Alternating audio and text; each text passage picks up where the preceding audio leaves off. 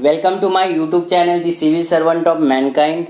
आशा करता हूँ दोस्तों आपका प्रिपरेशन अब अच्छे से चल रहा होगा। अगर किसी भी प्रिपरेशन से रिगार्डिंग किसी भी सब्जेक्ट के रिगार्डिंग कोई भी डाउट है तो मुझे कमेंट सेक्शन में आप पूछ सकते हैं, मैं आपको ज़रूर उसका रिप्लाई दूंगा।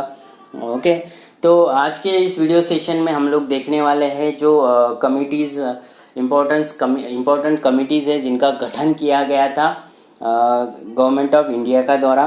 तो इसके पहले वीडियो का अगर आप लोगों ने देखा नहीं होगा तो इस वीडियो को जाके ज़रूर देखिए, उसका लिंक मैं डिस्क्रिप्शन में दे दूंगा।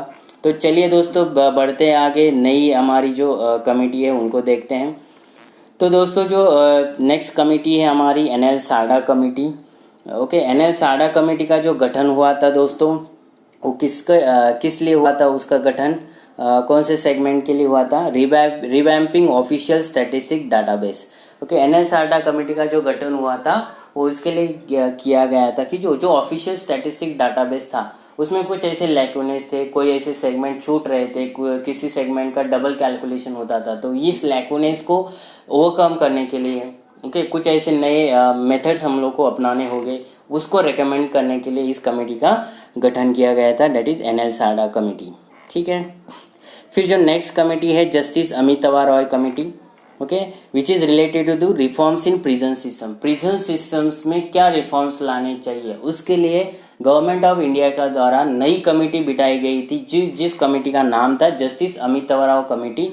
उन्होंने बहुत सारे ऐसे रिफॉर्म्स लाए थे, बहुत सारे ऐसे रिफॉर्म्स को उन्होंने प्रोविजन किया था उनकी कमेटी की रिपोर्ट में, और उसको गवर्नमेंट ऑफ इंडिया ने टाइम टू टाइम अडॉप्ट भी किया था। फिर नेक्स्ट कमेटी है राजीव कुमार कमेटी। तो राजीव कुमार कमेटी का जो मैंडेट था, ऑब्जेक्टिव था to look at the selling of state own small oil fields. Okay, जो स्टेट ओन छोटे छोटे जो उद्योग थे, ऑयल फील्ड थी, ओके, उनको सेल करने के लिए, उनको उनका जो प्राइवेटाइजेशन प्रोसेस है उसको स्मूथली इंकरेज करने के लिए इस कमेटी का गठन किया था राजीव कुमार कमेटी, ताकि हम लोग ऑयल फील्ड से मैक्सिमम जो भी लॉस में चल रहे ऑयल फील्ड उसमें हम लोग क्या कर सकते हैं, गवर्नमेंट ऑफ इंडिया को उसका प्रॉफिट कर सकते हैं, प्रॉफिट ला सकते हैं। इसीलिए राजीव कुमार कमेटी का गठन किया गया था to look into the selling of the state own small oil field. I hope you understand all the three committees and their mandates.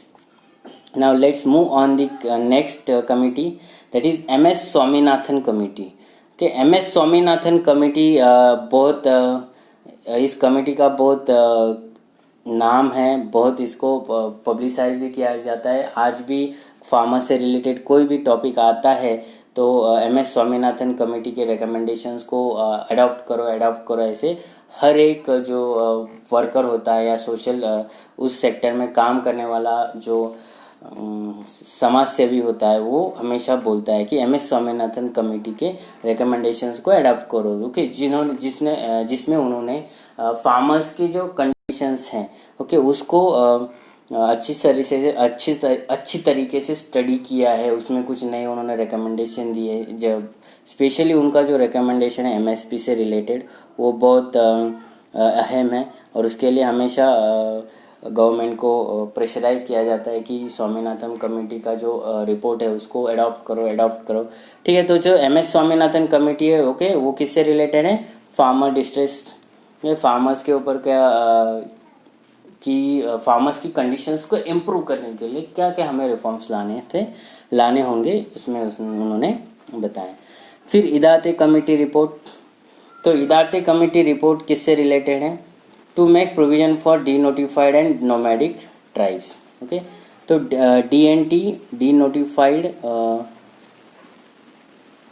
Tribes and nomadic tribes. Okay, denotified nomadic tribes and nomadic, तो इनके लिए हमें क्या भले ही constitution of India ने उनको constitutional status दिया हो, कोई प्रोविजंस हो, तो उसमें भी बहुत सारे लैकुन थे ऑन ग्राउंड, उनकी सिचुएशन बहुत ख़राब थी।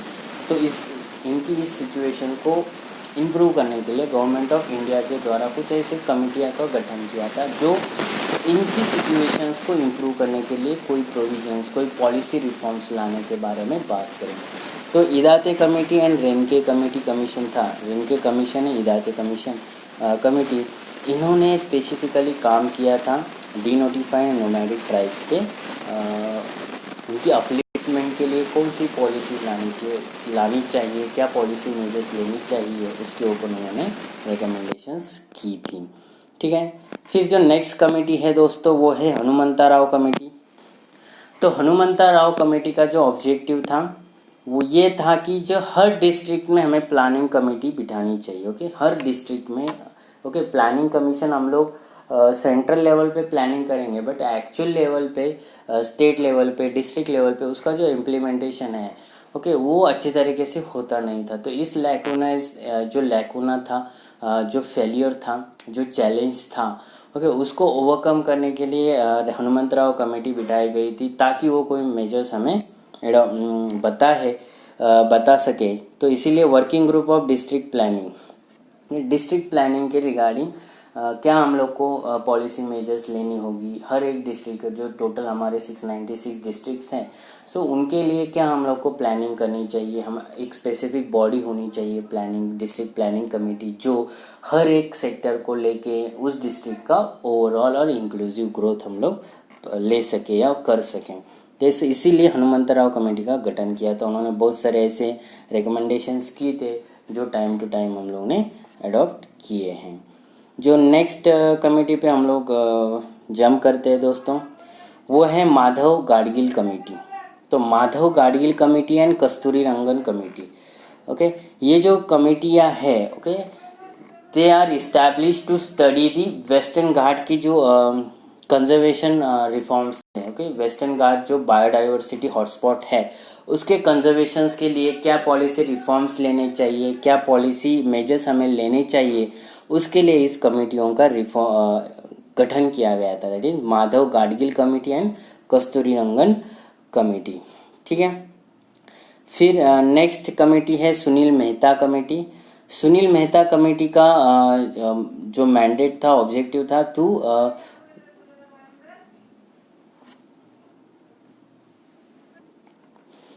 तो जो सुनील मेहता कमेटी थी उसका जो मैंडेट था, okay, bad loan resolution. Okay, जो वे बैड लोन या स्ट्रेस लोन है उनको हम लोग कैसे मिनिमाइज कर सकते हैं, या उसमें क्या पॉलिसी रिफॉर्म्स लानी चाहिए, क्या हमें पॉलिसी लेनी चाहिए, पॉलिसी मेजर्स लेनी चाहिए, उसको रेकमेंड करने के लिए और स्टडी करने के लिए सुनील मेहता कमेटी का गठन किया गया था।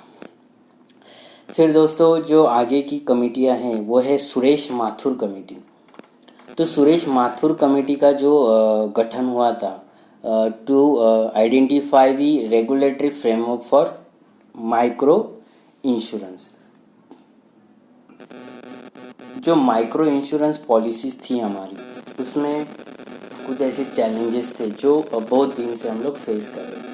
तो उस चैलेंजेस को स्टडी करने के लिए, ओवरकम करने के लिए और उसमें कुछ नए पॉलिसी रिफॉर्म्स लाने के लिए सुरेश माथुर कमेटी का गठन हुआ था। फिर नरसिंहम कमेटी, जो आरबीआई एंड बैंकिंग रिफॉर्म्स के रिलेटेड उसका गठन किया गया था। बैंकिंग में क्या रिफॉर्म्स लाने चाहिए, ओके, ज़्यादा गुड गवर्नेंस देने के लिए, ओके, मैक्सिमम गवर्नेंस देने के लिए, लेस गवर्नमेंट मैक्सिमम गवर्नेंस, ये जो हमारा स्लोगन था उसको ऑन ग्राउंड उतारने के लिए, लोगों को उसका बेनिफिट देने के लिए नरसिंहम कमेटी का रिफॉर्म किया था आरबीआई द्वारा टू प्रोवाइड द प्रोविजंस और policy measure in a banking reforms. फिर दोस्तों आज के लिए हम लोग ने देखे हैं टोटल ये कमेटियाँ। आप इसका स्क्रीनशॉट ले सकते हैं। ठीक है।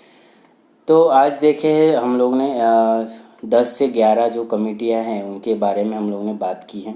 तो अगर किसी भी इन कमेटी के प्रोविजंस या उनकी क्या ऑब्जेक्टिव, उन्होंने क्या रिफॉर्म्स लाए थे, ओके, वो चेक, अगर आपको और इन्फॉर्मेशन चाहिए तो आप विकिपीडिया पे जाके उसका और इन्फॉर्मेशन उसके बारे में पा सकते हैं, ताकि अगर कहाँ पे भी मेंस आंसर राइटिंग में या यूपीएससी में इसके बारे में कोई भी क्वेश्चन आए तो आप उसको टैकल कर सकते हैं। तो दोस्तों अगर आपको इस वीडियो लेक्चर के किसी भी कंटेंट के बारे में या किसी भी कमिटीज़ के बारे में कोई भी क्वेश्चन है तो आप मुझे कमेंट सेक्शन में पूछिए, मैं उसका ज़रूर रिप्लाई दूंगा। अगर अभी तक इस चैनल को आप लोगों ने सब्सक्राइब नहीं किया होगा तो चैनल को सब्सक्राइब करें, ताकि नया जो कोई भी वीडियो आएगा वो आपसे मिस ना हो जाए। जो बच्चे 2020 की एग्ज़ाम देने वाले हैं यूपीएससी प्री की, उनके लिए ये वीडियो मैंडेटरी है देखना। देखो, इसका फ़ायदा उठाओ, अपने इस जो प्रिपरेशन स्ट्रैटेजी उसको और इंटेंसिफाई करो, ताकि आप 2020 की एग्ज़ाम क्रैक कर सकें। ठीक है दोस्तों, इस वीडियो को लाइक करना है, जाते जाते शेयर करना है आपके फ्रेंड सर्कल में, ताकि उसका मैक्सिमम बच्चे फ़ायदा ले सके और कोई भी वीडियो आपसे मिस ना हो। इसीलिए इस चैनल को सब्सक्राइब करके ऑल बटन पे क्लिक करें, ताकि कोई भी नया वीडियो मेरे चैनल पे आएगा तो उसका डायरेक्ट नोटिफिकेशन आपको आपके मोबाइल में आ जाएगा। तो मिलते हैं दोस्तों नेक्स्ट वीडियो में, तब तक जय हिंद दोस्तों।